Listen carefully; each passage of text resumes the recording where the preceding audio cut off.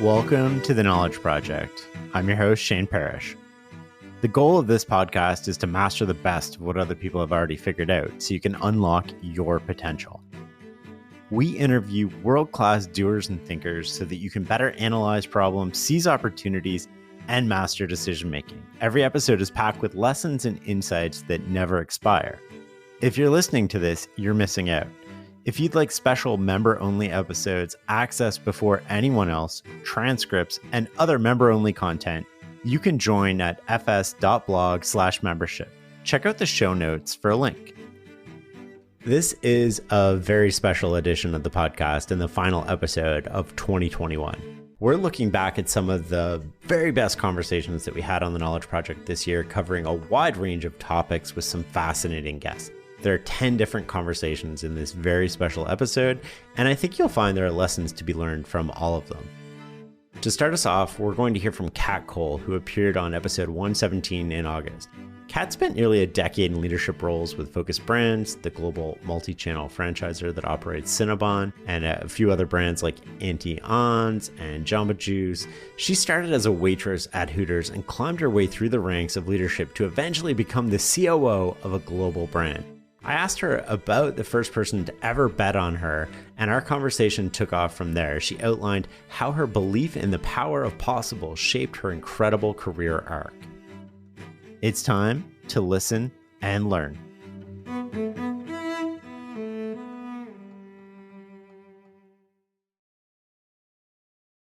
Who was the first person to ever bet on you?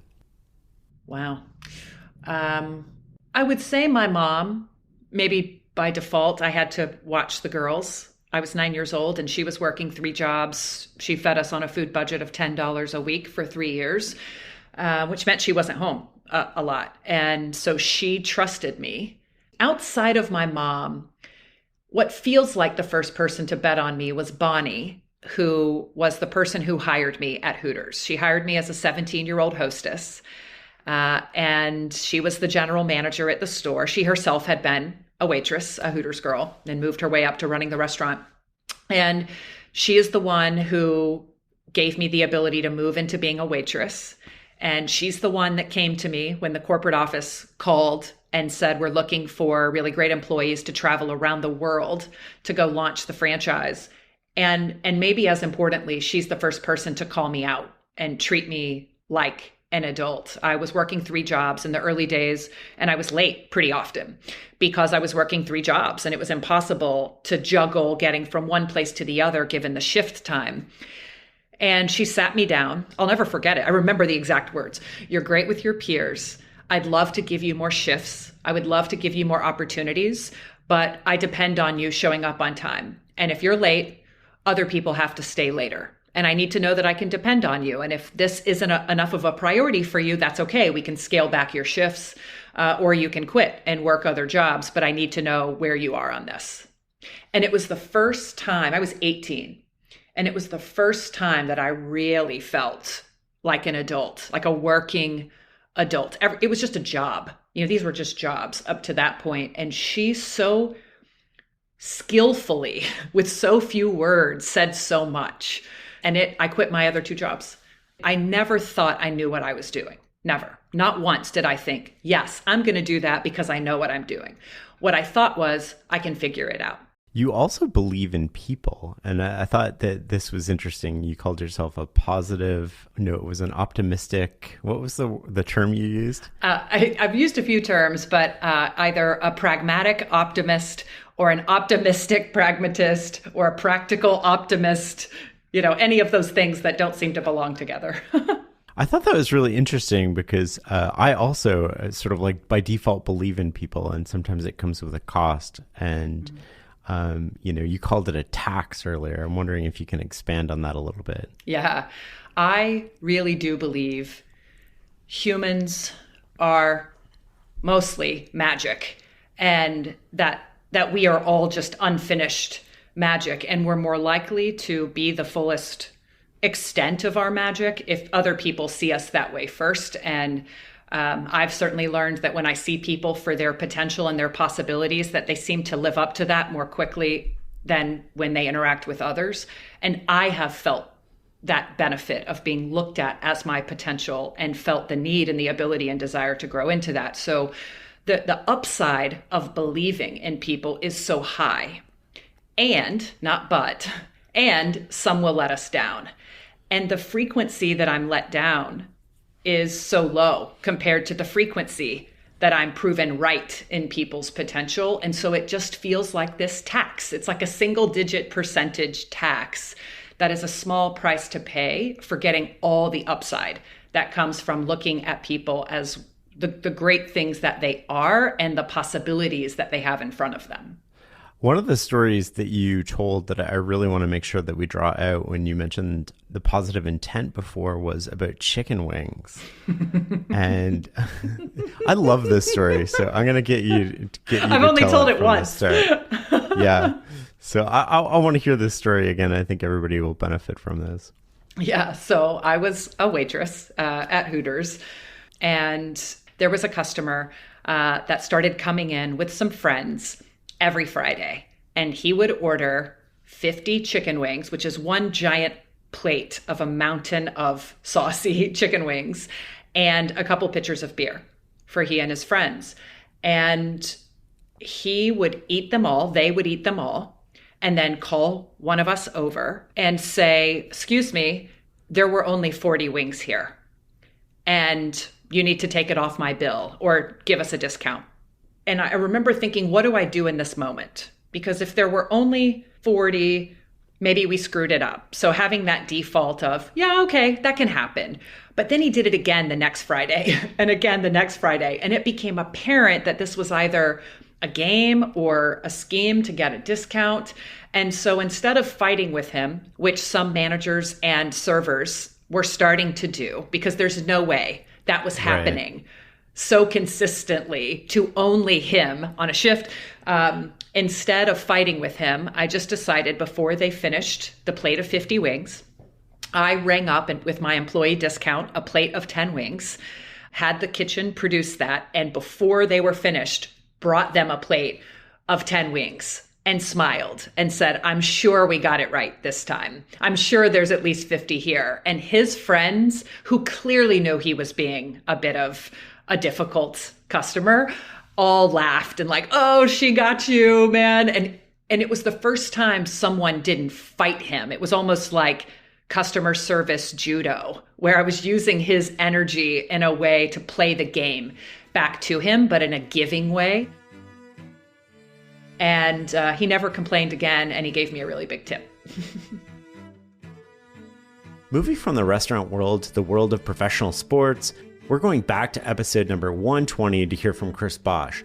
Bosh is a two-time NBA champion and was inducted to the NBA Hall of Fame earlier this year. He played on some of the most iconic NBA teams of his generation. One of the most interesting things he shared in our interview were some of the subjective factors that separated the championship teams he was a part of with the other teams he played on, what made a good coach, and the difference between losing and being beaten. That was the main thing that I found. Like Pat Riley said it best, it's either winning or misery. Coming with that idea from the first day in camp, and then, the day-to-day work, knowing that we need to win, we're going to win, and this is how we're going to win, and having that attitude.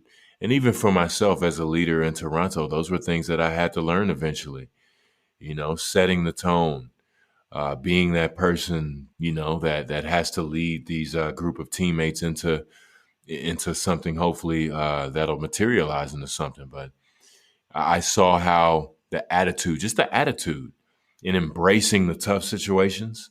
If you watch the finals or watch playoff basketball or any championship, in any sport, every team goes through a moment where they want to quit every time. That is indescribable. How about not quitting? How about you keep doing your job? And matter of fact, let's do it even better. Let's turn it up a notch when it gets hard. That was the main difference that I saw. That was really a huge, had a huge, profound, impact on me. Just seeing like, okay, I've learned to use cliches, right? I, used to hate them. Now I love them. When the tough get going, go and get tough. Boom. There you go. Take that with you. I gave that to you for free. Take heed to that one, man. What do you think makes an effective coach? Being prepared, being ready, having a game plan, and being ready to deviate from that game plan whenever, if it's not working. There's that fine balance of sticking with what you said you were going to do and just, all right, guys, hey, that game plan, throw it out. This is what we're doing now. You have to know, you kind of have to know, in my opinion, when to deviate from that.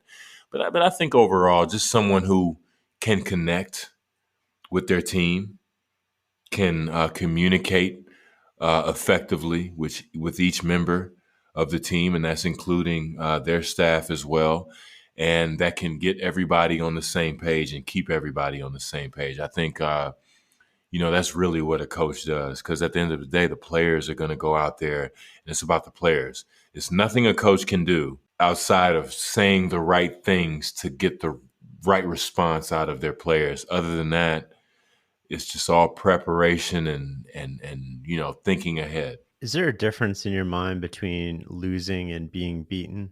It's all the same to me. It's all the same. A loss is a loss, man. And that's to say, I never... Hold on for a sec, because I remember this thing. It was a couple years ago that, and I forget what happened, but it's sort of like losing is, you didn't put in the work. Getting beaten is like the other team was better than you. And like, yeah, objectively speaking, you're still losing either way. But is there a difference between like, man, if I practiced harder this week, we probably wouldn't have lost that? Or, I mean, you said the word already right there. You said we wouldn't have lost. We lost. We are losing. And there's nothing wrong with that. I don't want that to have a negative connotation on the thing.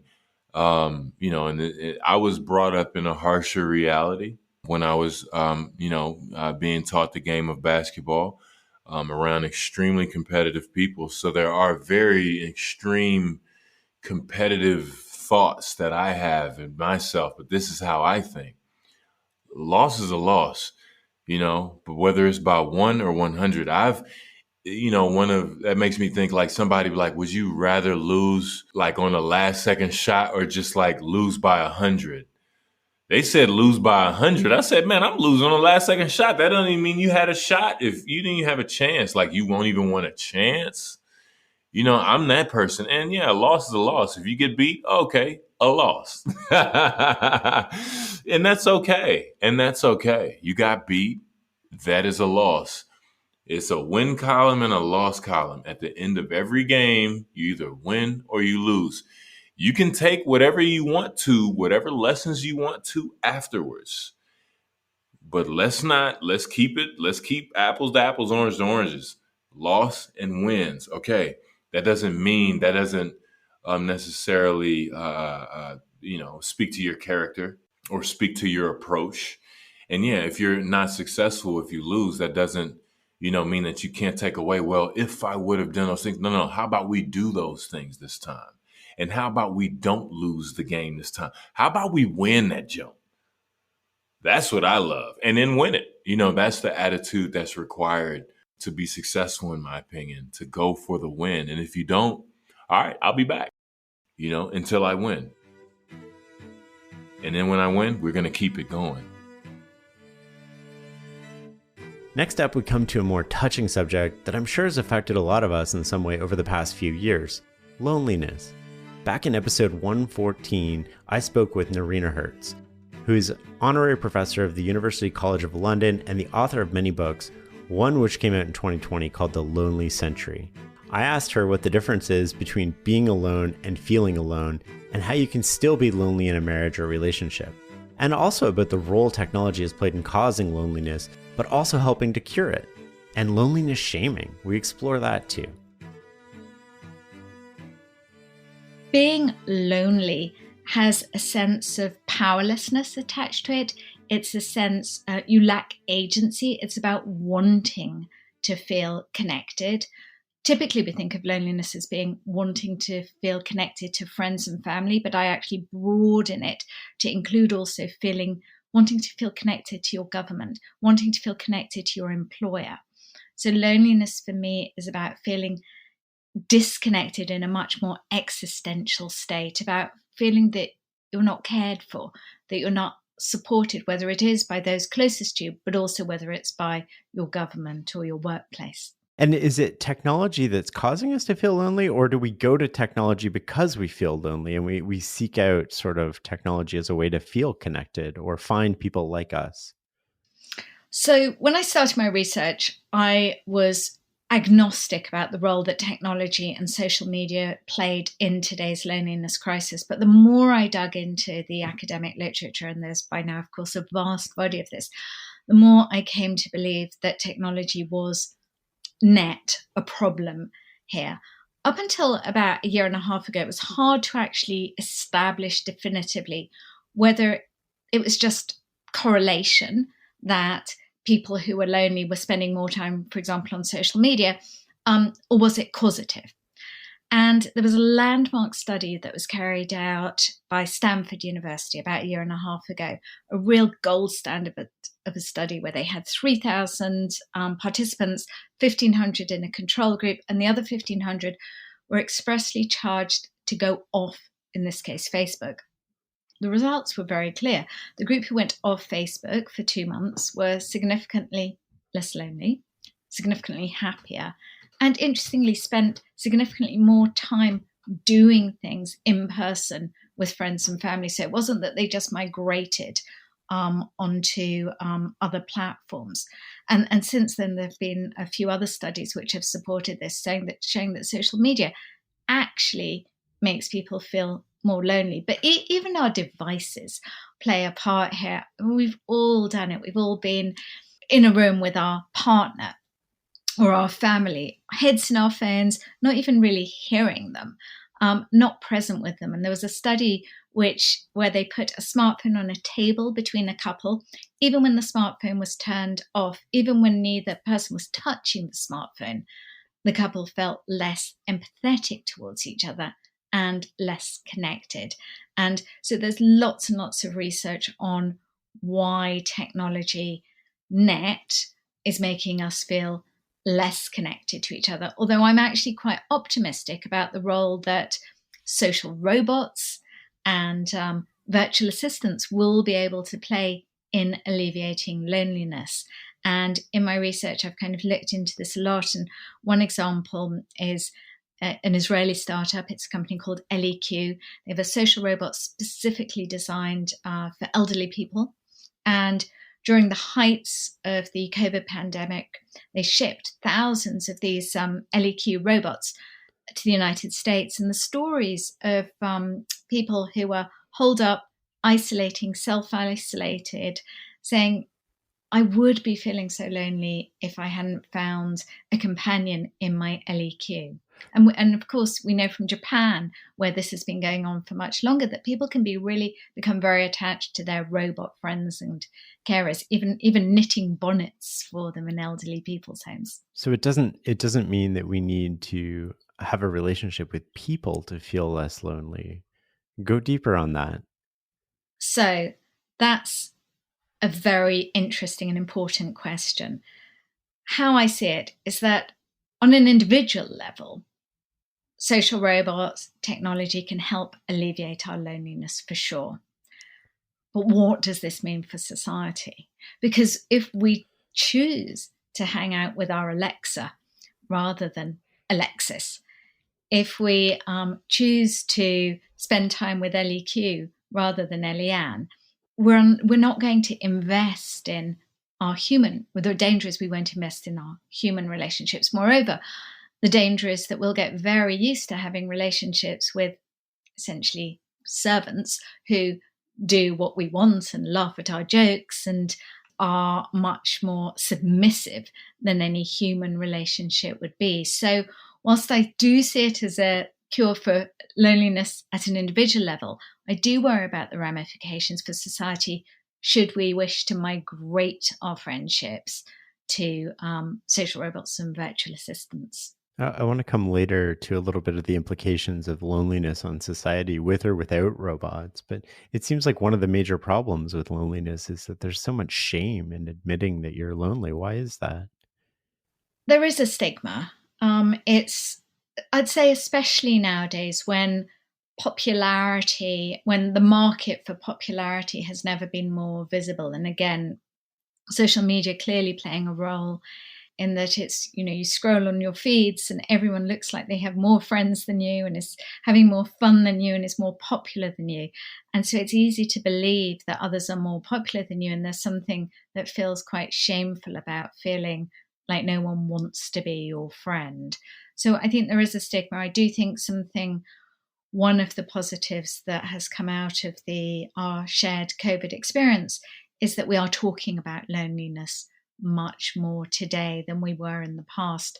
And we should be, because the scale at which it's affecting us collectively is immense. Rich, poor, young, old, male, female are lonely people. Is this a Western, Eastern culture thing too? Like, does this transfer across all these cultures? It does, even though the more individualistic society is, the lonelier it's likely to be.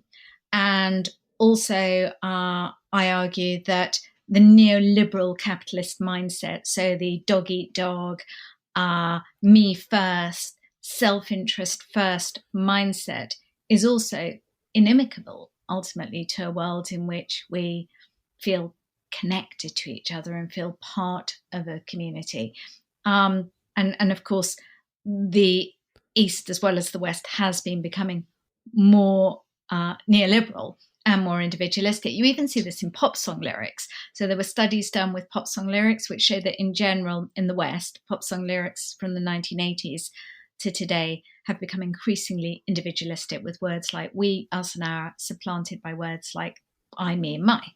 And this is even going on in China, fascinatingly, where you're seeing a lag, but you're also seeing this trend. So more individualism, more loneliness, more neoliberalism, more loneliness, and the West doesn't have the monopoly now on either. That's really interesting to think about how this will play out. And I mean, we can anticipate some of the consequences. I just want to go back a little bit more to the individual and acknowledging loneliness. And I was talking to a friend about this, and she said simple things like filling out a form made her feel lonely when it asked, like, who's your emergency contact or who's your next of kin? What's your response to that? I think we have come to see the family as the all-important support network in our lives. And I would argue that we really need to redefine support networks for the 21st century so that friendship networks are viewed as meaningful, as ones where we have blood ties, and that ideally we should be moving to a whole system whereby we're able to invest in our friendships as much as in our blood relationships. And wouldn't it be fantastic if at work people didn't just have mothers and fathers increasingly now getting paternity and maternity pay when they have children, but also if people were allowed not only to take off paid time to care for an elderly relative, and some companies are pioneering this, but also if you were able to take time off to help out a friend in need, help out a neighbor, do something for your community. So I think part of our challenge and part of the reason your friend probably felt so lonely is because you don't really think, oh, I'll put down my friend as a next of kin or as my emergency contact. And yet, how great would it be if we could? But of course, in order to do that, it's not just about companies doing things. It's also about us prioritizing our friendships more ourselves. And it's hard to do that because many of us are so busy, working all hours, so overstretched, and care takes time to nurture. Relationships don't just happen on the fly. So we're partly culpable, of course, too. Rethinking is something more people should do, which is why we had to include a section from episode 112 with celebrated psychologist Adam Grant. Grant is professor of psychology at the Wharton School and the author of 5 books, including his most recent Think Again. In this conversation, Adam explains the importance of rethinking ideas, separating what we believe from who we are, and what happens when we get into an overconfidence cycle. The conversation picks up after I ask him why it's so difficult for us to rethink our ideas. There are probably multiple reasons for it, but I think two of the reasons why people are really hesitant to rethink things are, one, it makes the world feel much more unpredictable.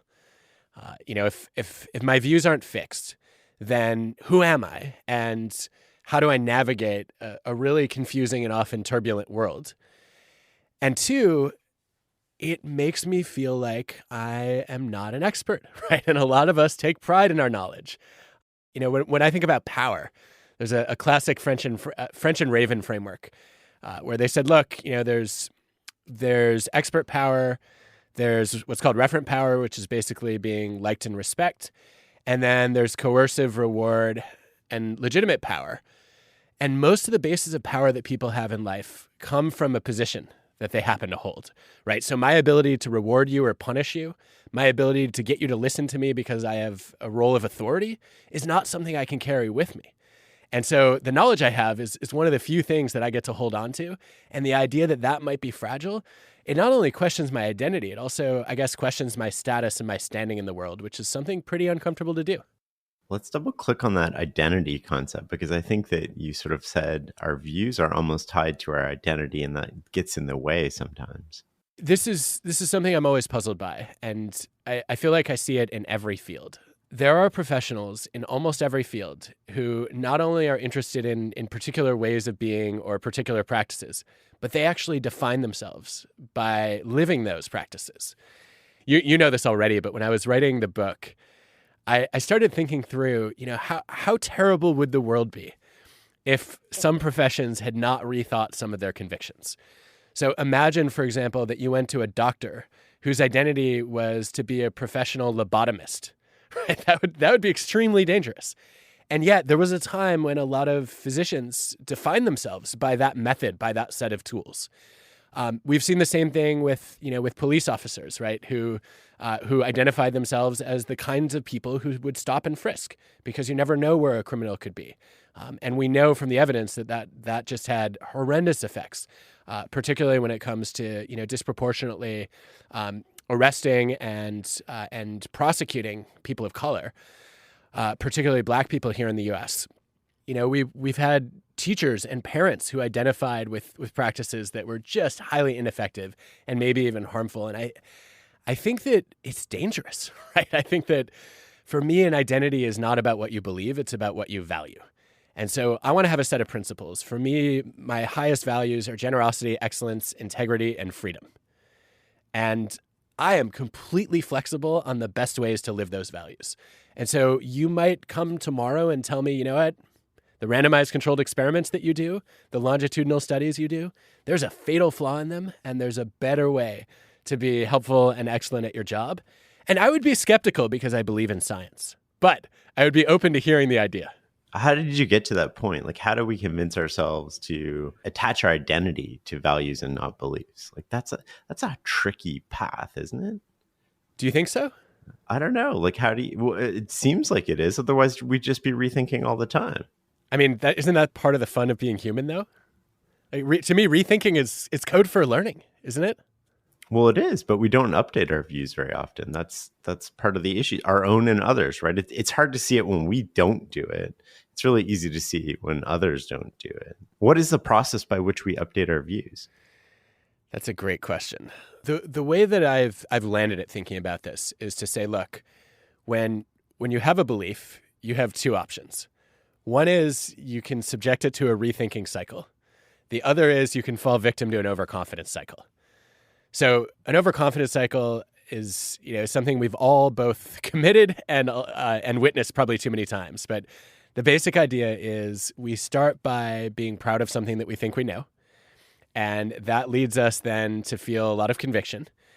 That kind of launches us into confirmation bias, where we look for information that confirms our expectations, as well as desirability bias, where we look for information that basically reinforces what we want to be true. And then we see what we expected to see and what we wanted to see, and we get validated, and that only makes us prouder of what we know and less open to rethinking. The rethinking cycle is very much the opposite.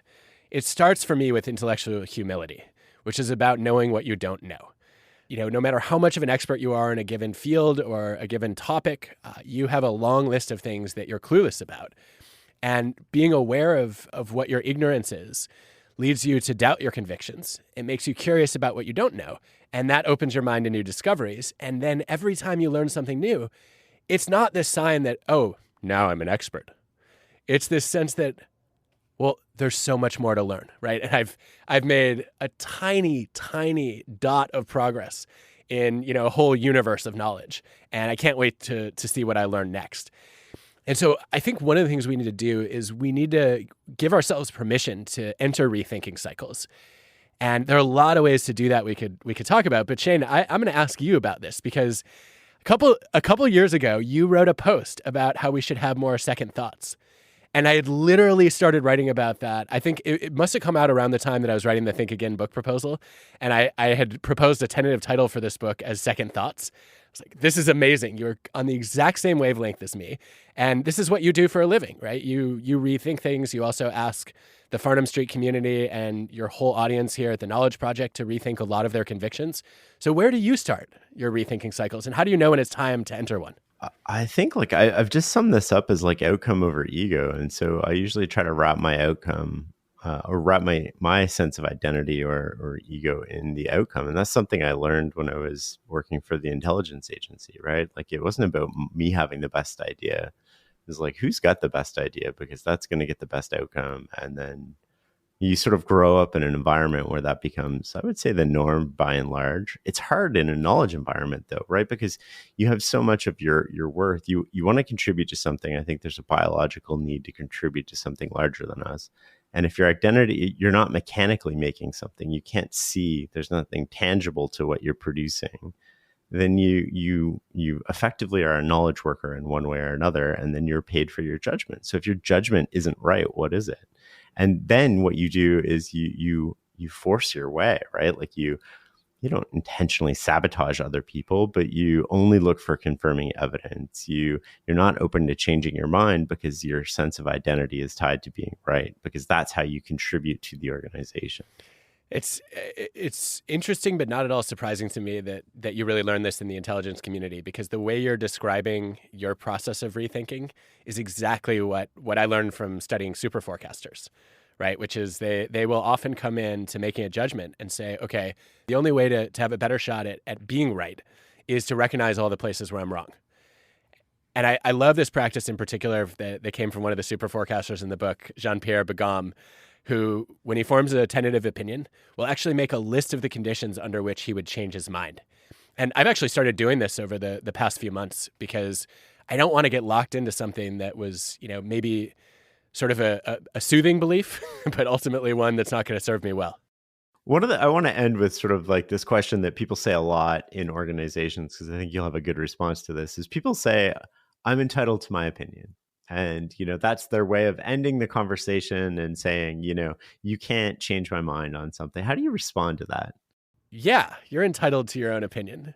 If you keep your opinion to yourself, if you decide to say it out loud, then I think you have a responsibility to be open to changing your mind in the face of better logic or stronger data. And so I think if you're willing to voice an opinion, you should also be willing to change that opinion. The next conversation comes from episode 108 of the podcast, which is one of my personal favorites, with Dr. Thomas Zurbuchen. I call him Dr. Z.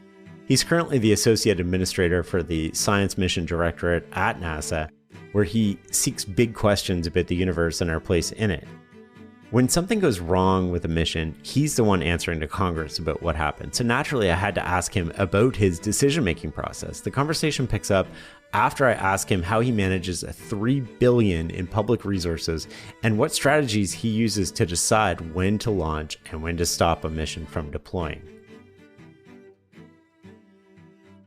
So first of all, you recognize that the launch is an irreversible decision. Like, and of the moment I say go, it's done. You don't get it back. It is over, right? So it's irreversible. So basically, whenever you make a decision like that, and many people do that in the business world too, right? Kind of these kind of one-way doors, I think, as others call it, kind of you only go through it once. the way you do it, I believe, is you recognize that you want to make the decision well informed and with all the scrutiny up front. So the way I make that decision is, first of all, I don't make it alone.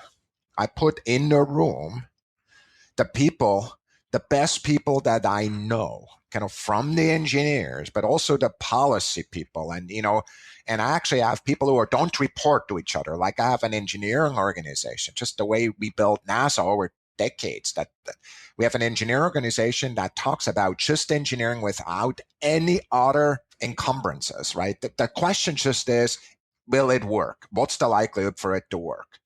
There's one that talks about safety just that way.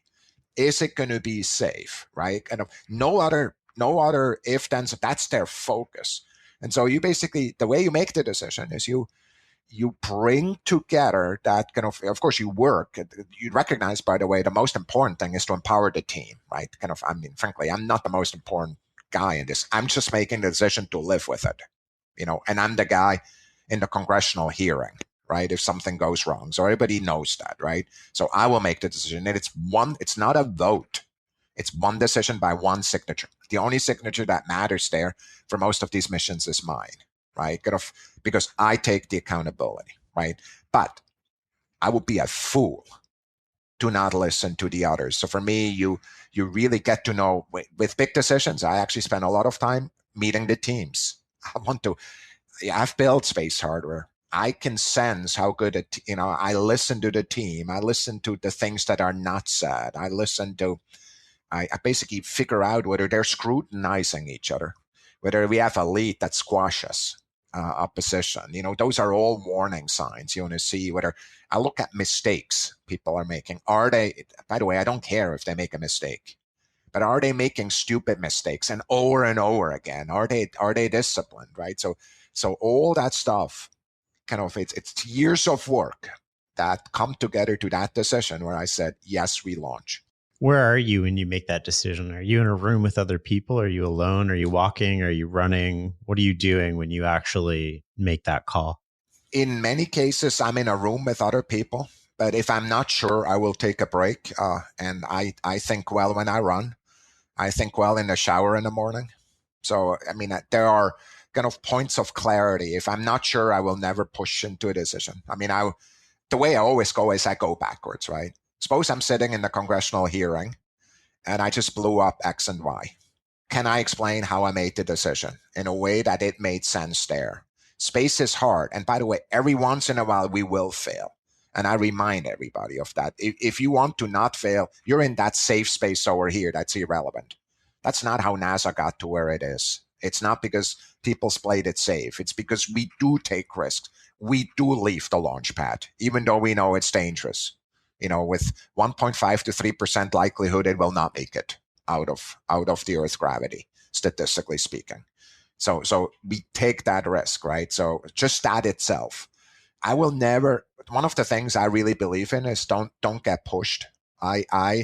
If I'm not sure, I don't mind being the only guy who's not comfortable, and I will back off. I basically said, thanks, we're stopping the meeting. I appreciate that. If anybody has anything that is not being said, I will not make a decision for 24 hours. Send it to me by email, and I will go back. And if I find that there's more information I can gain that really is relevant, I'll do that. If I find, like you get into a place where more information actually doesn't help you because it adds ambiguity to the team, I make the decision right on the spot because frankly, I'm ready for it because I did the work. So it's not because I came in unprepared. I did the work for years in advance. I know, kind of have all these data points, and I've discussed them with my group of kind of diverse leaders who look at them from different perspectives. Is there examples where you've made that call and it's turned out to be wrong, but you got a good outcome? Yeah. So I'll talk about two decisions. The first one is one of the first decisions I made. It was $1 billion assets. It's the Juno mission that was in orbit or is in orbit around Jupiter. And so we were in an orbit of a 50-day orbit, and we wanted to fire the engine and drop it down to a 15-day orbit. What that does, and I may have the date slightly wrong, but you get the point. I wanted to get, I have over 100 missions, so sometimes I mix up dates. I did not want to think we're going to talk about this, but anyway, I wanted to kind of increase the frequency of encounters by a factor of 3. That's what I wanted to do. The question was, do we want to do that? So the entire team, look at them from their point of view. They're, frankly, perfectly fine in a slow orbit. They say we need 20 flybys. It costs the taxpayer $50 million to just stay where you are. The principal investigator, everybody's like, let's just leave it where we are. There's risk. We want the minimum risk. And I'm like, well, what's the opportunity cost? You're spending $50 million to do the science. And so what I had to do is unentangle that kind of natural inclination, which I understand because I was in his role before, from the actual technical question. Is it important? So in that room, there were very few people who wanted to fire the engine, but I took the decision to fire the engine, and then we prepared for it. And as we prepared for it, all of a sudden we realized that the engine had a problem. It had a leak. Something was wrong with it. And frankly, what we needed to do is basically look at as we prepared for this what I believe is the exact right decision, we actually realized that we couldn't do, because now we would have to fire the engine. So I made a second decision. We would have to fire the engine in a state that it had never been tested. Now I have $1 billion asset that's basically working, and I need to take a risk. Is it worth that risk? So actually the second decision had to reverse the first decision to fire. I actually decided not to fire because of the kind of enhanced and unknown risk. We thought the engine people said we could probably do that. We just have never done it. And there has never been a burn that long in that configuration in any test environment. Okay, that's crazy, right? Of course, I'm boiling it down to the quintessential 30 seconds of the meeting, right? Once you learn that, it's like you don't fire. So ultimately, we ended up not firing because we did the scrutiny in the first and the second decision. We set ourselves up in a way that actually made the science way better, because I had asked them to bring, yes, there's opportunity cost, but tell me what you can do extra science that you weren't able to do. So we actually moved it up. So by failing in my first decision, we enhanced the mission significantly. I appreciate you sharing the details of that. You said there was 2 decisions that you recalled. What was the other one? So the first one was, let's fire, even though everybody opposed it. The second was, let's not fire, because, even though some of the technical people said we could do it, but we put enough scrutiny together that basically, again, I was wrong on the first decision. You could say, well, I'm sure somebody said, it's like, well, you could have just not fired and we're exactly where we are. It's like, no, that's exactly the right scrutiny, because in a congressional hearing, I could actually now explain to you how I cautiously spent that extra $50 million. It's not because I'm not handling the pressure well. We actually learned something that really matters. Learning is an important part of innovation. How do you disseminate what you learn within the organization? Like, how do you share that knowledge?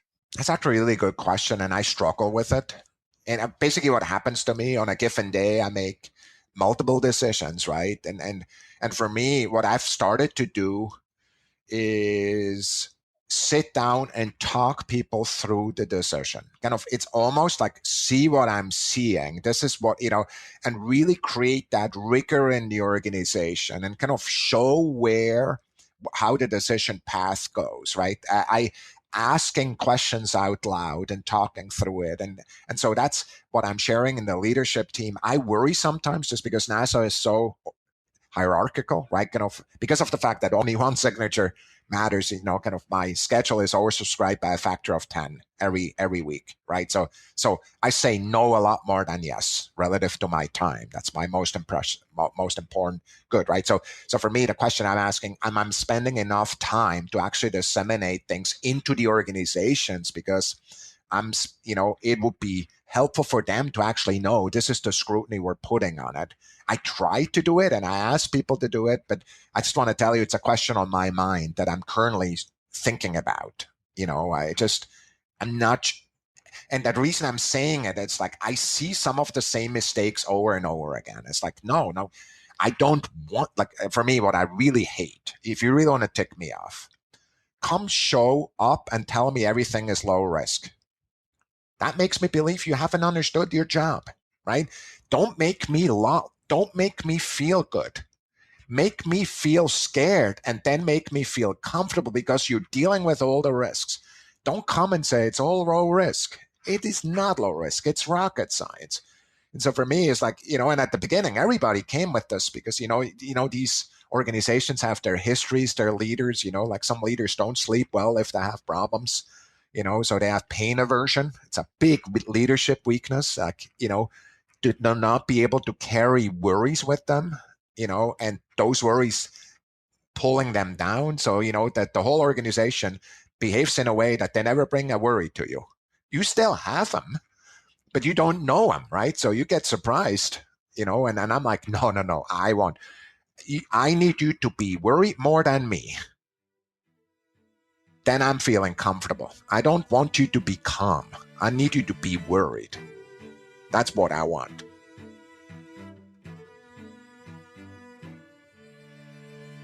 From astrophysics and NASA to video games, our next conversation from episode 101 features Jane McGonigal, a world-renowned designer of alternative reality games and a New York Times bestselling author. In this conversation, she shares the 3 questions parents should ask their kids about the video games they're playing, as well as the ideal amount of time we should spend playing video games and how gaming at night can help with nightmares and even certain traumas. This conversation picks up as she starts explaining how most video games can help people learn tangible life skills. The most important thing is this is my life researching, the potential benefits of games played, by the right person at the right time for the right reason. And the number one thing we know, any game that you love, I don't care if it's League of Legends, it's Fortnite, it's Candy Crush, whatever you feel drawn to, we know that there is a transferable benefit, which is you get better at learning new things, at dealing with systems that are frustrating and having to adapt. You're learning new rules, you're learning new interfaces. It's designed to frustrate you, and you have to adapt and get better. And you build confidence in your ability to get better. And every game does this. And it's something that we shouldn't trivialize. We shouldn't pretend that games are, just escapist or just a pastime, that they actually build, this kind of growth mindset. They build this resilient way of dealing with challenges. And they, especially for young people, for kids who grow up learning game after game. I have 5-year-old twin daughters who just got their first tablet this year, and they've already taught themselves to play over 100 different games on this tablet. And every day they come and show me like, Mom, look at this game I learned. Want to watch me play this game? And just the confidence that you can build, and I can learn anything. I can teach myself. I can get better. I can develop new skills, even if I'm terrible at this the first time I tried it. That's something your whole life until you're like 100 years old and desperately trying to keep that neuroplasticity going. And how do I keep my, brain healthy and active? And where's that gray matter going to grow? You can grow it by learning something new that's hard for you. So from, 5 years old to 100 years old, any game that's designed to be challenging is going to give you that benefit. So how should parents think about that with kids? Because there's a lot of questions around screen time and whether I should let my kids play certain video games or not. How do you think about that? Okay. So the number one thing is you have to be in conversation with your kids around what they're playing. And there are 3 really powerful questions that I ask my kids and anybody I'm trying to get to know better and understand their relationship to games and understand their personal strengths. So you ask them about whatever their favorite game is right now. What does it take to be good at this game? What skills does it require? What kind of personality or temperament does it require? You ask them, what have you gotten better at since you started playing this game? And you ask, what's the hardest thing you've accomplished in this game? And ask them to tell you about how they did it. What did you have to do in order to meet that challenge? Because it turns out that people who can talk about what they've gotten better at, what real skills, whether it's, being able to manage my breathing under pressure, my heart rate under pressure, if they're a competitive esports player, or if it's creativity, maybe it's I don't give up when things are hard, it's communication in stressful situations with my teammates, it's I know where to look whenever I don't know what to do, I'm a really good information finder. Whatever it is, people who can talk about that, they tend to bring those skills to their work, to their learning, to their relationships, to their hobbies. And all you have to do to get somebody to transfer the benefits of games to real life is just have that conversation. And you can do it with yourself too. Like, just have a little game journal. Every time you play a new game, you're like, what am I getting better at by playing this game? What's the hardest thing that I have achieved by when I've been playing this game? And what did it take to do it? And so if you're having those conversations with your kids, I don't care what they're playing. I don't care if they're playing Fortnite, for 20 hours a week and that stresses you out. By the way, 21 hours a week is like the tipping point where we do start to see it can get in the way of physical health or mental health. So, less than 21 hours a week. But other than that, it can be anything, the killing zombies, like it's stuff that you don't understand why they enjoy it. You can still ask those questions and you can still have that conversation and you can reflect back to anybody. Like when I watch my husband play a game, I can tell him what I think, what strengths I think he's showing. And I can show him that I see all of those great things and those great qualities in him. Games are just a great way to tell each other, what we're good at and what we want to be appreciated for and what we value in each other. And so we should just have more of those conversations. Are there better times a day for kids to play? Yeah. So, there's a really counterintuitive study that parents always like, when I tell them about it, because it showed the opposite of what most parents assume is true, which is if you want kids to retain what they study better, you should have them play video games first and then do their homework and then study before they go to sleep. Because if you study first and then as your reward, you get to play games, when you go to sleep, your brain is going to focus on the most salient problem it was recently trying to solve. And I'm sure, I don't know if you've ever had this experience. You go to sleep and your brain starts it's working on whatever you were just really fixated on. So you want that brain to be fixated on, the calculus or, whatever the foreign words you're studying are, not on the level that you were trying to solve in a game. So actually reversing the order is a really good tip. The key is just to setting a hard time limit so that, if they play for 90 minutes and they switch to work or whatever it is. But yeah, you don't want to have the game right before bed unless you've recently been traumatized, this is like, can we do a PSA, a little public service announcement? Yeah. If you're having flashbacks of a traumatic event or you're ruminating on something that it's making you crazy, like you can't get this bad experience out of your mind, you can't get this, you're replaying this conversation over and over again because you feel like you said the wrong thing and you just feel fixated on it, playing a game right before bed will essentially hijack the attention center and especially the visual centers. If it's a game that's very visual, Tetris is like the golden game in clinical trials when they study this effect. It's like Tetris is the best option because it literally hijacks your brain. Like you close your eyes and you see the falling, Tetris blocks.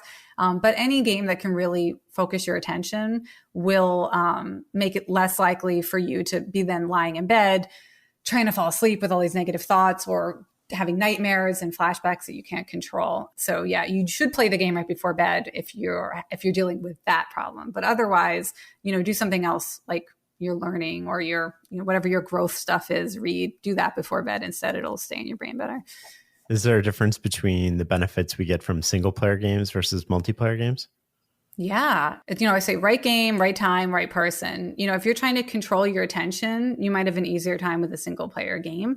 If you're trying to manage anxiety or you want to, slow your heart rate down or you need a positive emotion because you're having a hard day, just pull out your phone or your Switch or whatever and do a little solo gaming that gets you in the right frame of mind. And then, social gaming, we know that people who spend a lot of time playing the same game with the same people report getting more social support in their everyday lives. So even if it's a game like Pokemon Go, where you might not see the other player, you might not be speaking to them, maybe we're doing remote raids together, we're just sending each other virtual gifts every day, you're more likely to text somebody that you've had an interaction with in the game, or pick up the phone and ask them for help with a problem, or just feel like you have a rich network of support if you need it. It's sort of that safety net that you feel like you have in your life that makes us, I don't know, less anxious or feel less alone.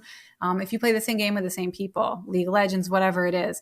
And so, yeah, I try to have a balance in my life. If I'm super anxious, I'm not going to, and I'm trying to like focus my mind, I'm not going to do Pokemon Go because that's not quite, stimulating enough. I might need to do something a little more challenging, but you start to learn and curate a set of games in your life that plays the right role for you. And I think the more that you can articulate, this game gives me this benefit, and I play this game because, it helps me in this way. We don't see people like that developing, pathologies around gaming. They're not the people who are feeling overwhelmed. They're playing 40 hours a week, 60 hours a week. It's taken over their lives. The people who run into the problems tend to be escapist gamers who just feel like games are the only thing that, keeps them sane. They want to avoid reality, but they're not thinking about the benefits that it can give them to make them, stronger in real life or more capable of meeting those challenges. Next up is episode 108 with my friend Nir Ewald. That was released in February. Nir is the best-selling author of Hooked and Indistractable, and he was named the prophet of habit-forming technology by MIT. Here, Nir explains the leading cause of distraction. And it's not what most people assume it to be. This conversation picks up as Nir starts to explain the moment he had an epiphany about distraction.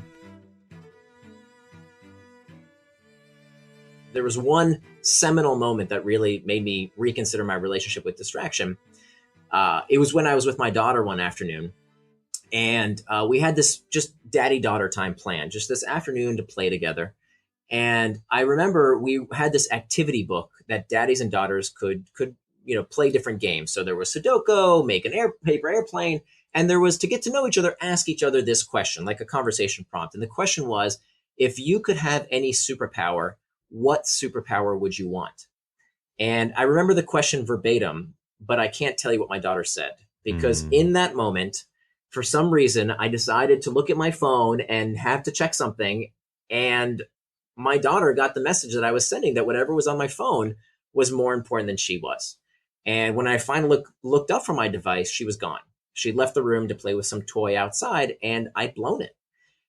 And Shane, if I'm really honest with you, it didn't just happen once. It would happen on multiple occasions, not just with my daughter. It would happen when I said, I would go exercise, and I didn't. I was going to eat right, but I wouldn't. I would get to my desk and say, okay, I'm going to write. I'm going to work on that hard project I've been delaying. And yet 20, 30, 40 minutes, I'm checking the news or scrolling Twitter or doing whatever else. That's not the thing I said I was going to do. And so that's when I decided, look, I really have to reassess this problem. And my first instinct was to do exactly what most people do. Well, it's the technology distracting me. You see, I was looking at my phone instead of being with my daughter. It must be the phone's fault. And I read every book I could find on this. I did the digital minimalism. I did all that stuff. I got rid of it. I did the digital detox. And it's amazing. I got myself a flip phone from Alibaba. I had to have it imported from China because they don't really make them like in the States. 1990s style. Exactly. This flip phone with no apps, no internet connection. I even found on eBay a word processor that a library was selling from the 1990s. No internet connection, just an Ethernet cable. That's how you downloaded whatever you typed into the word processor. And I sat down at my desk and I said, great, no internet, no apps, no Facebook, no Twitter, no email. Now I'm going to write. And I would sit down at my desk and I'd say, before I start writing, there's that book there's that chapter in the book. I think this might be helpful with my writing. And boy, my desk is cluttered. Let me just clean up my desk real quick. And the trash needs to be taken out. And I still got distracted because what I discovered was that distraction, the leading cause of distraction, and research bears this out, the leading cause of distraction is not what we call external triggers. It's not the stuff outside of us, but rather distraction begins from within, what we call the internal triggers. That is the leading cause of distraction: boredom, uncertainty, fatigue, anxiety. If you don't understand this principle that I live by, that time management requires pain management, you'll always be distracted by something, right? If it's too much news, too much booze, too much football, too much Facebook, it doesn't matter. Something is going to distract you unless you understand what feeling you are trying to escape. Procrastination, distraction, it's not a character flaw. It's not some kind of moral failing. It is the inability to deal with emotional discomfort. Go deeper on that. Like, why are we unable to deal with emotional comfort? Where does that come from? Yeah. So fundamentally, is there gender differences too? I haven't seen gender differences, but I think the reason why why distraction and procrastination is always an emotion regulation problem is because the root cause of all human behavior is not what most people expect. That most people subscribe to this pop psychology notion that has, Freud actually proposed that he called it the pleasure principle, that everything we do is about the pursuit of pleasure and the avoidance of pain, right? Jeremy Bentham said something very similar. We all know it as carrots and sticks, right? This is how you motivate. Turns out, neurologically speaking, this is not true. That human motivation is not about carrots and sticks. It's not about pain and pleasure, but rather it's just about one thing. All human behavior is spurred by the desire to escape discomfort. Everything we do for just one reason, the desire to escape discomfort. Even the pursuit of pleasurable sensations. If you think about it, craving, desire, wanting, lusting, these sensations are themselves psychologically destabilizing. They feel bad. In fact, the brain spurs us to action by creating this discomfort that gets us to act. So this is called the homeostatic response. We know this to be true physiologically. It's pretty much common sense, right? If you think about how, if you go outside, you live in Ottawa, if it's cold, your brain says, that doesn't feel good. It's too cold. You should put on a coat. If you come back inside with that heavy coat, your body says, oh, this is uncomfortable. It's too hot. Take it off. If you're hungry, you feel hunger pangs, so you eat. And if you're stuffed, you ate too much. Oh, the brain says, this doesn't feel good. You should stop eating. So those are physiological responses to discomfort. The same holds true to our psychological responses. So for example, when you feel lonely, check Facebook. When you're uncertain, before you scan your brain to see if you know the answer, Google it.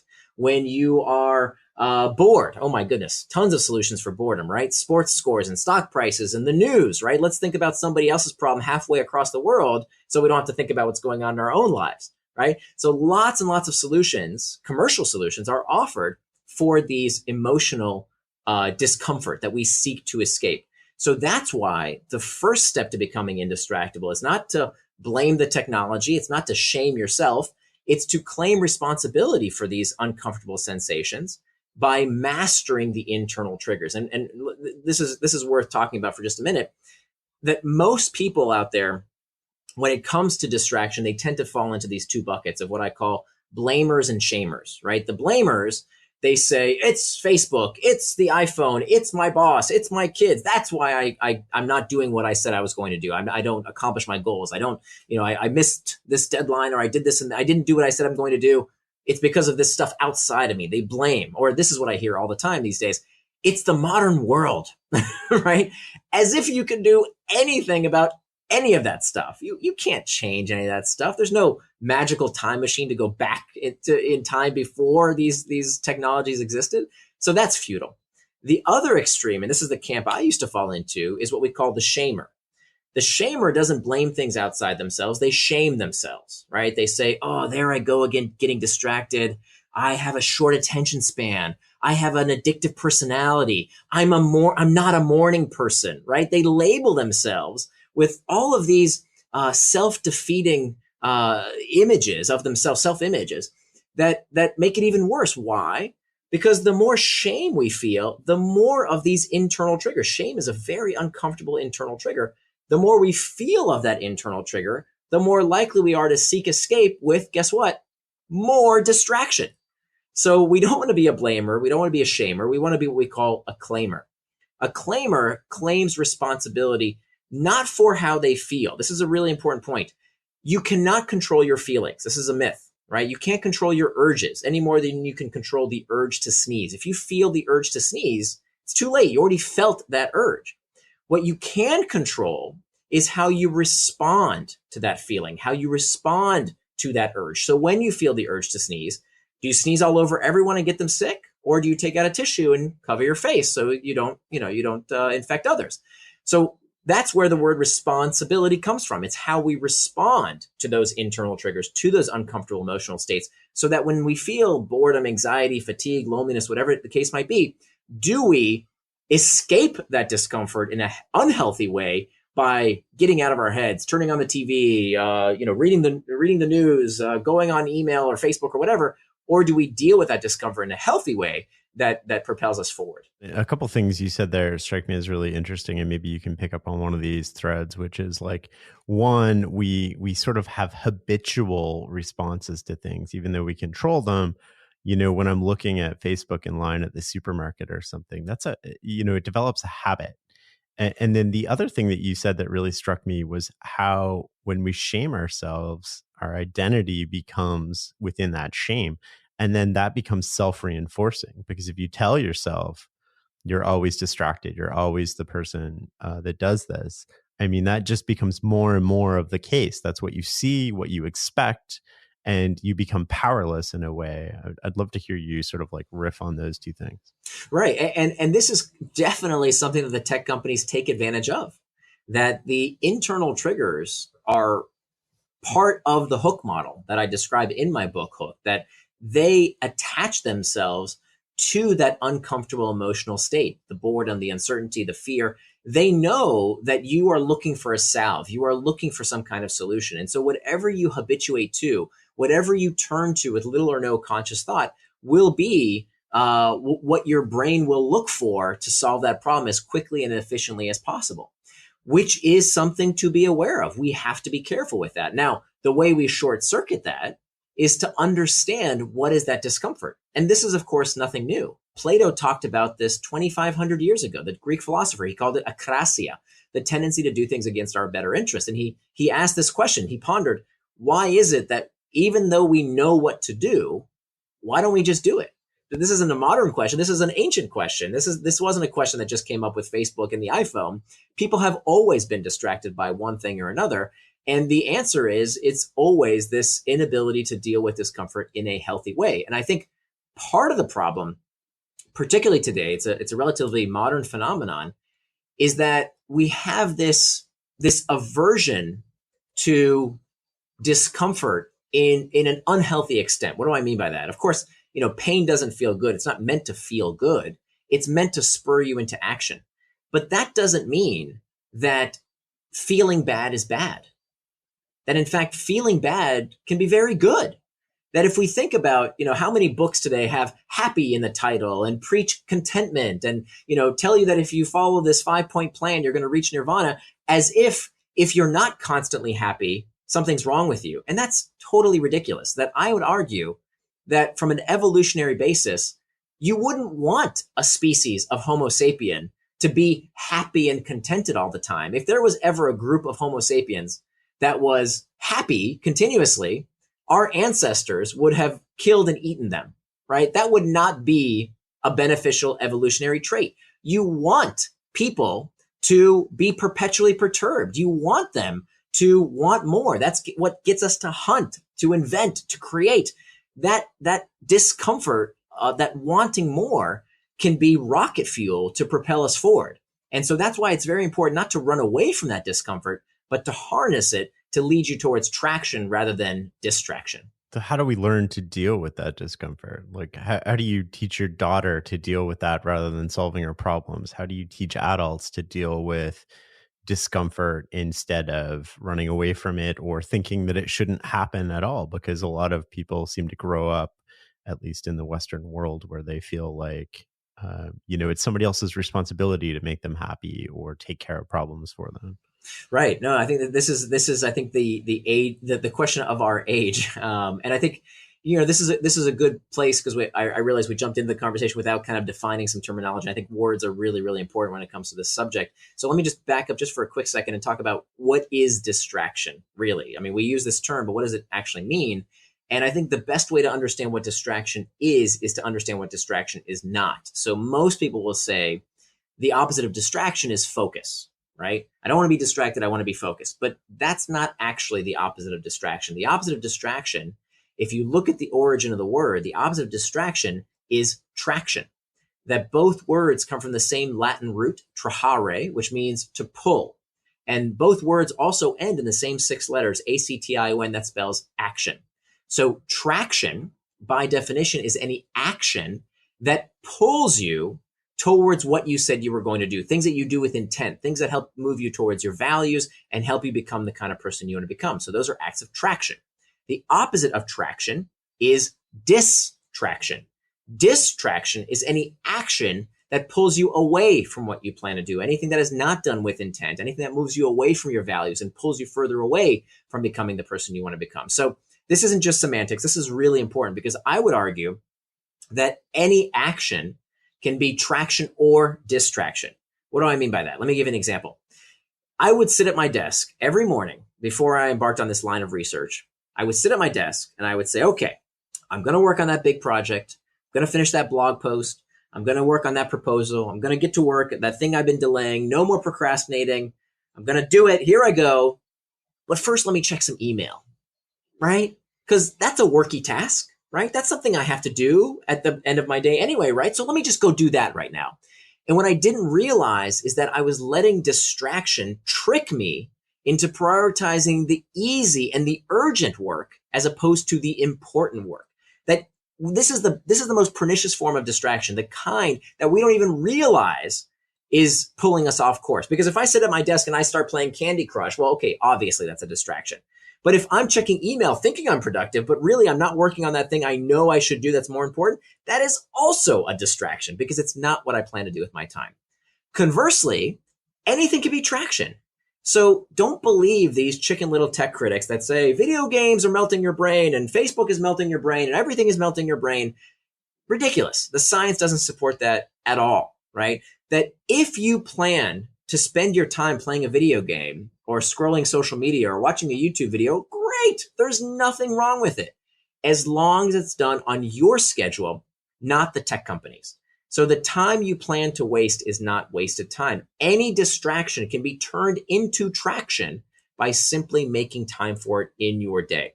So back to your question about how do I teach my daughter this? There's a whole section in the book about how to raise indistractable kids. And this is something I feel really passionate about because if you think the world is distracting now, just wait a few years, right? It's only going to become more distracting with virtual reality and augmented reality and who knows what else reality. It's only going to get worse.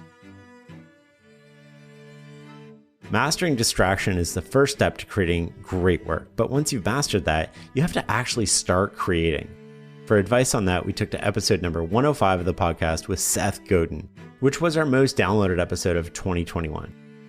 Seth is the author of 20 best-selling books, founder of the Alt MBA, and runs one of the most popular blogs in the world where he's written thousands of entries every single day of the year. The most interesting part of his episode begins as I ask him to expand on something he said before, which is creativity is a choice, it's not a bolt of lightning from somewhere else. What does it mean that creativity is a choice? Well, first thing, have you ever been creative once in your life? Have you ever solved an interesting problem, told a funny joke, said something to somebody else that needed to be said? I've never met anyone who said no. Everyone has been creative at least once. So what does it mean to be creative more than once? It means that you have to extend yourself with empathy to the person you are seeking to serve, to the person who the work is for. And you have to extend yourself not just through space, but through time into the future, announcing something that might or might not work. You don't know yet. That's what makes it creative. If you exert the emotional labor to do those two things, sometimes you will have a successful creative outcome. That's a choice. So the people who say, I don't have any questions. Well, no, it's impossible you don't have any questions. What you're actually saying is, I don't care enough to ask a question that might embarrass me. That's what you're actually saying. And that's a euphemism for, I don't want to make the choice to be creative. I have this theory that one of the biggest things that holds us back in life is that we're unwilling to look like an idiot in the short term to be successful in the long term. Yeah, that's brilliant. You should write that one down. What does it mean to trust yourself? So the original title for my book was Trust Yourself. I even own trustyourself.com, which is lying mostly dormant, and it wasn't inexpensive. When we say, I am talking to myself, nobody thinks that's a weird thing to say. Who is I and who is yourself? Why does it feel so normal to have two voices in our head? Because we all do. One voice is hyperliterate and verbal and vocal and a critic. It is responsible for getting us to fit in all the way. The other voice, not that good at being verbal, that self is the one that wants to make things better, that's curious, that's inquisitive, that might color outside the lines. And it's the first voice that is mostly in control. And so when we look at great shortcuts and hacks like morning pages, they exist to bypass the first voice. That so many of the things that creative people do as part of their practice exist to make the first voice, the monkey mind, be a little calmer so that the other voice can be trusted enough to speak up. That doesn't mean it will always work, and it doesn't mean we should let that voice do whatever it wants to, but it should at least be allowed to present its agenda so that our more cognition-focused brain can make a decision. What does it mean to be a professional? You said doing what you love is for amateurs and loving what you do is for professionals. Can you expand on that and then explore some other differences? Okay, so there are very few amateur surgeons, right? You want a professional surgeon. You want the surgeon to show up and do her work beautifully, even if she's in a bad mood. And you want her to keep going to continuing education classes to be understanding the state of the art, not because they are fascinated by how the knee works, but because they said to you, I'm really good at knee surgery and I will take care of you. A professional makes a promise and then keeps the promise, whether or not they feel like it. Amateurs get to be authentic, whatever that means. Amateurs show up when they want to and make what they want to make. I love being an amateur at some things. Don't sell your hobbies. Do your hobbies for you. But if you're going to be a pro, it means you need to understand the state of the art. It means you need to raise the bar. You need to understand who it's for and what's it for. What change do you seek to make? There's a whole bunch of obligations that go with being a professional that put you on the hook. And for years, I've had uniforms at work. I don't usually wear them in public. They change from time to time. At the beginning, it was a lab coat. Lately, I've just been trying the Japanese volunteer fireman hoppy coat. Because when you put on the uniform, you've just sent yourself a message. Do your work at your workspace. Do it at the appointed hours. Never, ever miss a deadline. Never, ever go over budget. Because professionals don't miss deadlines, don't throw tantrums, and don't go over budget. And every once in a while, a creative breaks through because they're doing their hobby for money. And they do those things, they miss their deadline, blah, blah, blah, and people applaud them.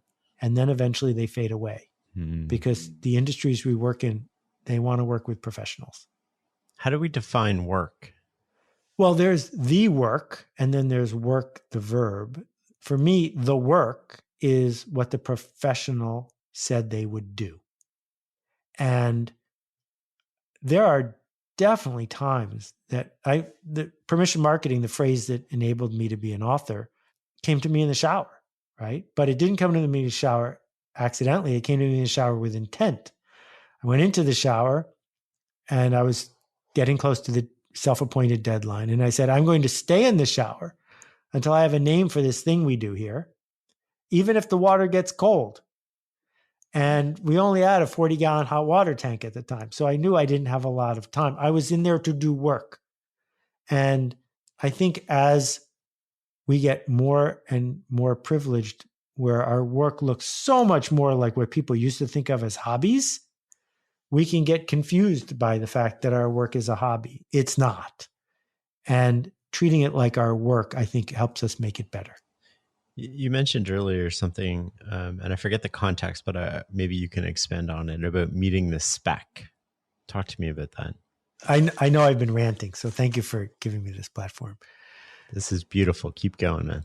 There's lots to be said about spec. First, let's talk about Edwards Deming and what spec and quality mean. Quality is not luxury. Quality is not expensive. Quality is not that you love it. Quality is just one thing. It meets spec.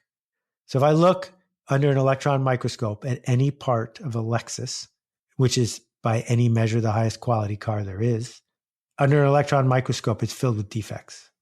But they're not defects that matter because they're defects that are within spec.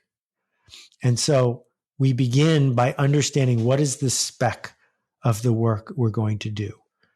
If it meets spec, not only is it quality, but it is good enough. And good enough is not a slur. Good enough is a definition. It met spec. So once it's good enough, we ship the work. If you're not happy with that, change your spec. But let's be really clear about what the spec is. That what it meant for a Lexus to be good enough when they first came out was it had to be a standard deviation better than a Mercedes. That was their definition. And if someone's going to say, no, we can't ship this Lexus because it's not perfect, the product manager should say, no. It was never supposed to be perfect. It never can be perfect. It simply met spec. The hard work was in defining the spec, a spec that will get you to the next step. Two questions about spec. Do you think that applies in a world of leverage, where the difference between something that's, meets spec and something that exceeds spec can be massively disproportionate? Yeah, no, I think that we're having a semantic discussion here, but if the massive shift that you're looking for that comes from leverage is important, that should be part of the spec. Okay. And do you think we hide behind perfection? Oh, yeah, all the time. Talk to me. All the time. Double click on that. So if we've had 100 years of industrialism, and industrialism has been all about don't ship things that are defective. If we have brainwashed every human being who is alive, who has been through organized schooling, into understanding that an A is better than a B, and there are wrong answers and right answers on the test, well, then it's super easy to say good enough and perfect are the same thing. So when I was in college, the symbolic logic was one of my favorite classes. The symbolic logic exam was not only open book, open note, it was unlimited time in the room. So you got there at 8 a.m. and you could stay as long as you wanted. I decided when I got to college, I would take as many classes as I could because it was all the same price. And I wasn't going to care about my grades because I didn't want to be tempted to go to law school. And so if I could take a class pass fail, I would, because spec was easier to meet, right? And after 3.5 hours in the logic exam, I said, I could probably get a few more points here, but I have met my spec, and I left. And I was one of the first people to leave, but someone stayed there for, I think it was 18 hours. And the question is, what did they get in exchange for that focus on perfectionism? Because I know what I did in the other 15 hours that were free to me. And I think unless you believe you're immortal, using your time wisely is probably a good practice. Continuing with the theme of choice as an adult, we look back on episode 109 of the podcast with Angela Duckworth. Angela is a professor at the University of Pennsylvania and the founder and CEO of a nonprofit whose mission is to advance the science and practice of character development. Our interview covered a wide variety of topics, including the mindset we need to take on challenges in life and how to teach those strategies to our kids. But this portion of the conversation picks up after I asked her about the things we can control versus the things we can't control and how those affect us. Let's start with the mindset of like, hey, I can change something. I've done these research studies on this self-control technique called situation modification. And this work was done with collaborators, including James Gross at Stanford. James Gross actually originally and mostly studies emotion. And one of the things that's interesting about regulating your anger is if you have a bad temper, or your sadness if you tend toward melancholy, or your happiness if you want more of that, or I guess if you wanted less of that, is that people can, use these like sort of mental strategies, like what I pay attention to, how I'm going to frame things, my self-talk.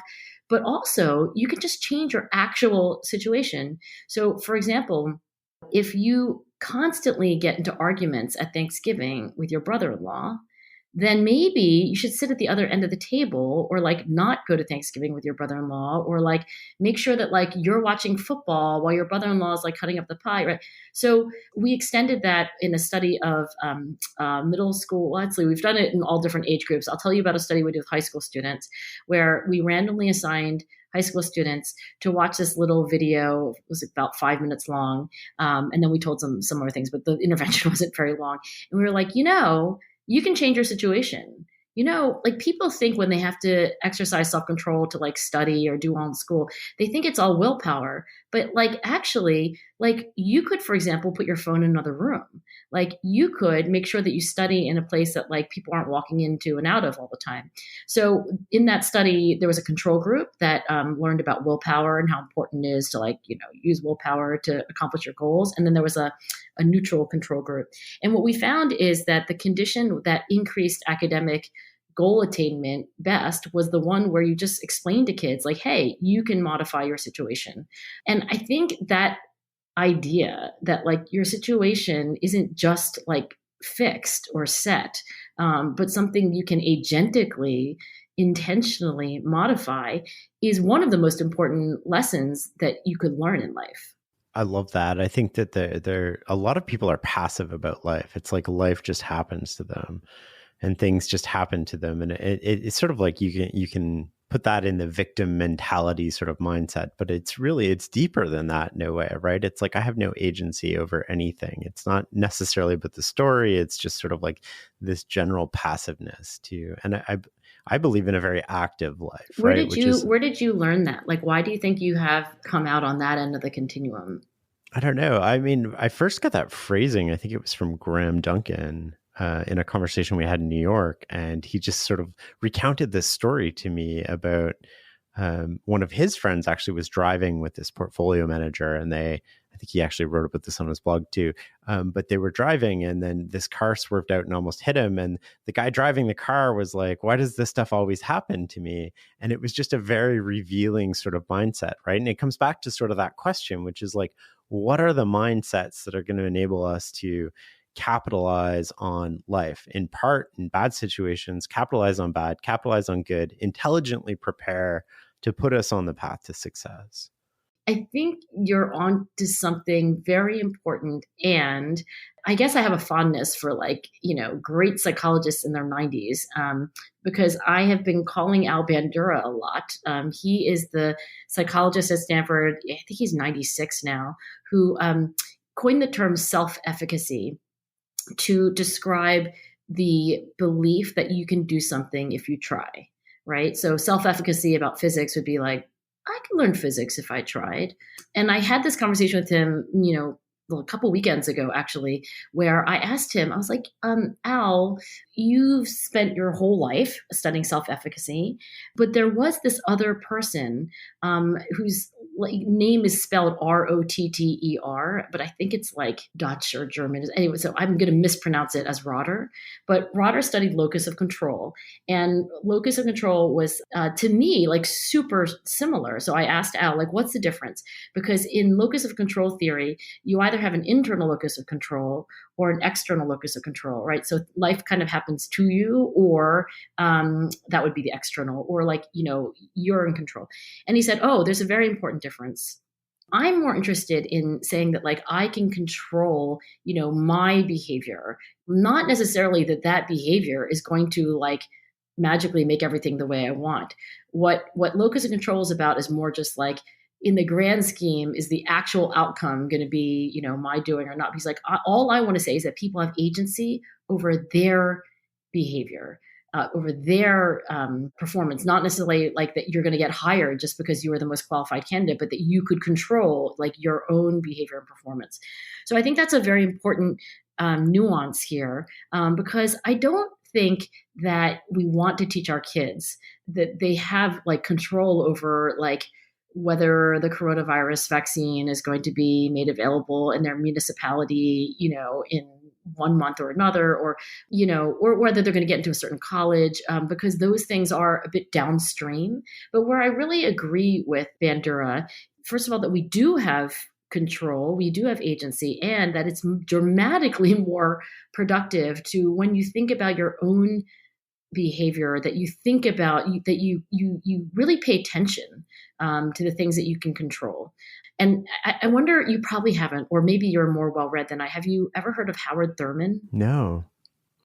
Okay, we need to resurrect Howard Thurman even before Freud. Okay. Right. So Howard Thurman was like the mentor and the pastor for Martin Luther King Jr. And Howard Thurman, I had never heard of because I'm deeply illiterate, but I was reading Arthur Ashe's memoir. So Arthur Ashe, for those who are younger than us, maybe, he's a great tennis player, and I believe the only Black male to win Wimbledon. So he wrote this memoir called Days of Grace, which I recommend. And in it, he talks about how so important in his life was Howard Thurman. So that led me to Howard Thurman. And the reason I bring it up is that Howard Thurman has all these sermons about how there is the final consent.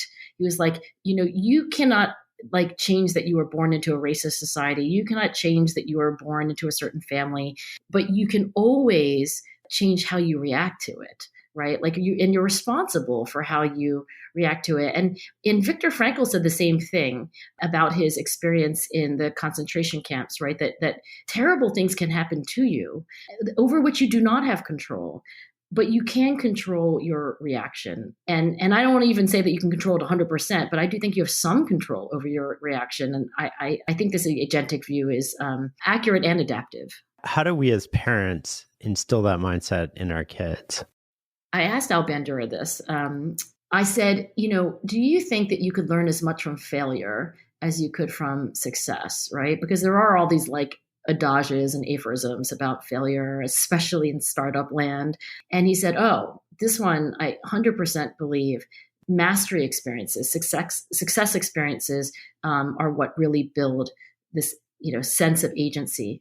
If your kid has like a Teflon life where, everything comes easily, in part because you make it that way, and there are a lot of parents who like sort of just make their kids' lives frictionless, right? Like, oh, you're struggling for 10 minutes. Like, I'll get you a $500 per hour tutor. Like, oh, your teacher is not so great. I'll get them fired. Like, that's not the kind of success experience that Al Bandura is talking about, because he's talking about success after challenge, success after struggle. So I think Al Bandura's advice is the best advice, which is the number one thing, and there's more than one thing, but the number one thing is that people develop confidence when they have struggled to overcome something and they have come out victorious. And the engineering problem for a parent is then to figure out the right size of challenge for the kid, like in the next moment in time. And I think that we often get it wrong. Like the challenge is just too big or the challenge is too small. It's sort of monitoring and adjusting based on your particular child and the circumstances involved. How do we do it as adults? Do we seek out these opportunities to be challenged? I think that we are benefited in large part by having a surrogate parent. I mean, what I mean by that is, whether you're 50 or 5, right? It's good to have somebody who is a little older and wiser than you, who is like helping you figure out the next challenge. And most of the people that I study, like they never get out of being mentored, like they have a management coach, they have like a personal coach, they have a therapist. The ones I'm most jealous of have a peer for whom they coach each other, right? Yeah. But they have somebody who's like, you should write a book. It's like, oh no, I can't write a book. No, you should really write a book. Like, and it's that kind of challenge setting that, of course, you can try to do it on your own. But I think that we're always benefited by having like another human being whose advantages are multiple, but one of them is that they're just not us. right? So they have a psychological distance from our situation. They have a different aperture into our situation, one that removes a lot of the nuance, and the nuance in our case might be holding us back, right? And the ego, right? Yeah. The sort of like, and sometimes, you know, the people who are looking at us have a better sense of our strengths as well. Finally, we go back to one of my favorite interviews of 2021 and hear from a guest who came on for a reappearance, which is Jim Collins. Jim Collins is a renowned business researcher and author, but beyond that, he's a deep thinker about his personal relationships, and he's thought hard about what it means to be a great friend and live a meaningful life. This conversation from episode 110 picks up after I asked him to explain a lesson he's learned from his late mentor, Bill Lazier, on the importance of building relationships and not transactions. If I stand back and I think about what are my absolute most primary values, and particularly ones that I got from Bill, they are curiosity and relationships. And the curiosity, I think, has kind of been with me all the way along, but the relationships one I got from Bill. Bill's basic view of the world was, number one, life is short. You never know when it's going to go away. And in the end, what does that up to? What is meaningful? And Bill believed that people break into two buckets. There are those who kind of come at life as a series of transactions. And there are people who come at life as building relationships. Bill believed that the only way to have a great life, you can have a successful life doing transactions, but the only way to have a really great life is on the relationship side. And so Bill just pounded in me, instilled in me, modeled for me. In the end, it is really deep relationships and doing things you love with people you love and those connections. And so we got into this conversation, though, about relationships one day. And I asked Bill, so what makes for a great relationship? And Bill said, a really great relationship is one where if you ask each person independently who benefits more from the relationship, they would each say, well, I do. And I said, well, isn't that a little bit of a selfish way to look at it? And he said, well, no, let's think about this for a minute, Jim. Let me ask you, Jim, who do you think benefits more from our relationship? I said, well, clearly I do. I mean, with everything you've done for me. And he said, well, isn't that just great? Because I would answer that I do. And he said, see, the reason both people can answer that way is because both people are putting into the relationship, not for what they're going to get from it, but for what they can give to it.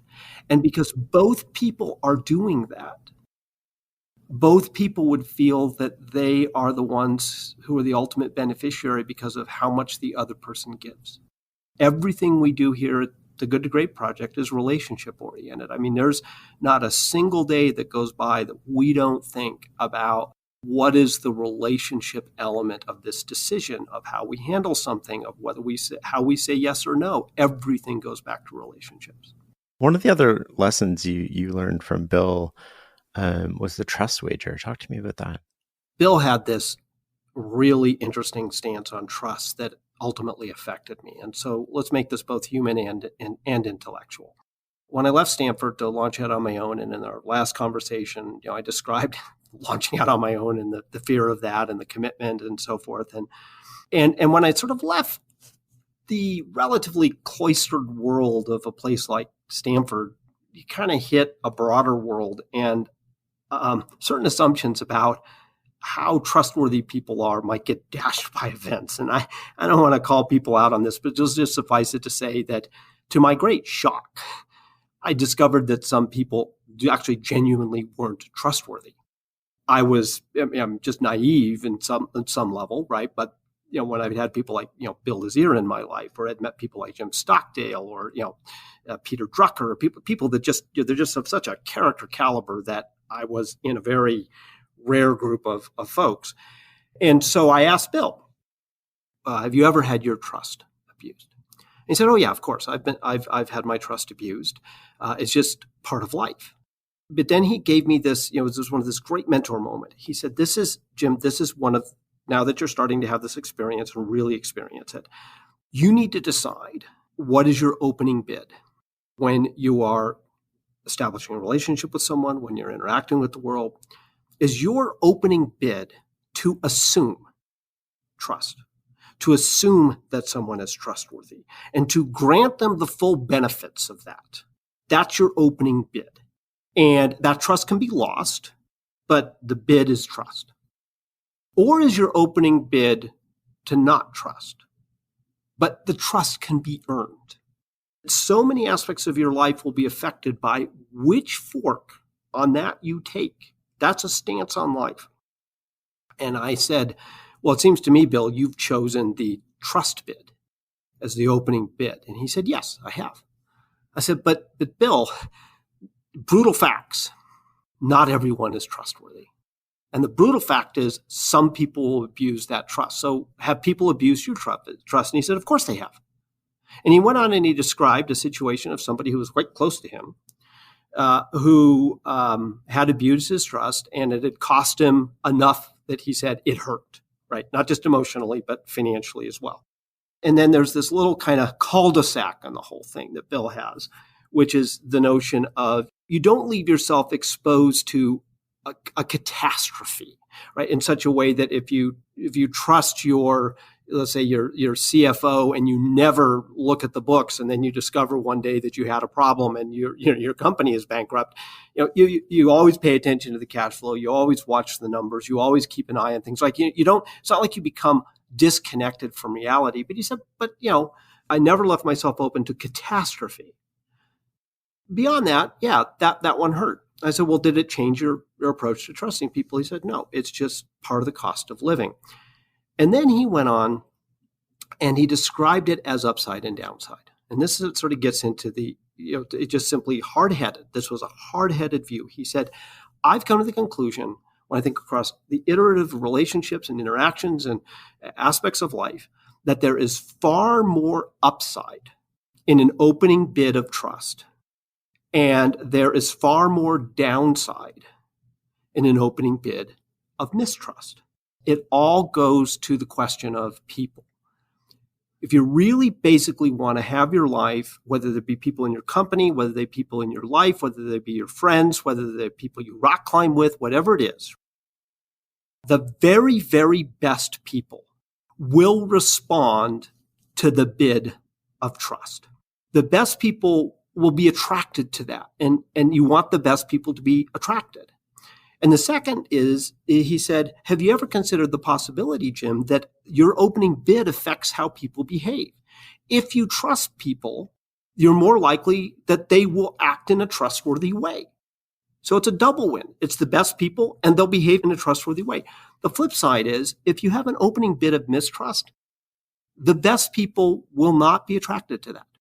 If you have this opening sense of you have to earn my trust. Now, you may have to earn my trust how good you are at something, right? Or earn my respect for your performance or that sort of thing. But if I basically I don't trust you, you have to earn it. Well, some of the best people are going to be like, I don't need to put up with that. I'll go do something else. And for Bill, it was always about, again, people and relationships, right? That's where the trust comes from. And he just came at it as a very hard-headed and warm-hearted approach to the world. And that's why I think there were so many people whose lives were affected by Bill Lazier. He trusted them, and they responded in very trustworthy ways in the world. The other thing, though, that on an intellectual front on this is I think, I'm a huge fan of this thing called the Great Courses series, where you get college-level courses, 60 lectures, 40 lectures, whatever. And I've been doing them for years and years. And there's one called Games People Play, and it's a course on game theory. And, of course, I know you know game theory well. If I remember it right, the essence of it was that the best strategy is an opening bid of cooperation. Now, the game can unfold from there, right? But that is a good place to start. So I was very sort of like, Bill had this sense of game theory that was in his approach to relationships and humanity. I don't know if he ever took a course on game theory. I think that's a really interesting way to approach it. And I definitely agree with that personally. And my friend Toby has this concept that I think might help people. It's very visual. It's called the trust battery. And you can do things that increase your trust or decrease your trust. But if you start that trust battery at, say, the 75th percentile, then, you're starting from a different place than if it's the fifth, you're 5%. your trust battery is full. And it's been my experience that the benefits of reciprocal trust and the speed and not living with your guard up all the time is more than worth letting yourself occasionally get screwed. Another friend of mine had this really good concept about when to forgive and when to sort of like, and he said, as long as it's not malicious, just always forgive. One of the things that Bill always emphasized was that sometimes you don't know the whole story. He said sometimes it may not be ill intent. It could just simply be a misunderstanding, or it could be just incompetence. Right? Somebody might not actually be untrustworthy. They might just be incompetent, or they made a mistake, right? And so be careful. There's this this moment, I call it seeing the hat. It's a weird thing, but driving down a road in Boulder, and imagine a car all of a sudden veers into your lane from the lane next to you. You're both going the same direction, and you're like, idiotic driver or whatever. And then you notice that what had happened was when you went on past further is somebody's hat had blown off into the middle of the road, and they were going to maybe step out and grab it. But you couldn't see that. I think Joanne had this experience, and you sort of think about it as like, well, wait a minute, maybe you don't see the whole situation. You're jumping to a conclusion about why somebody is doing something. When actually, if you can see the hat, you'll look at it a little different.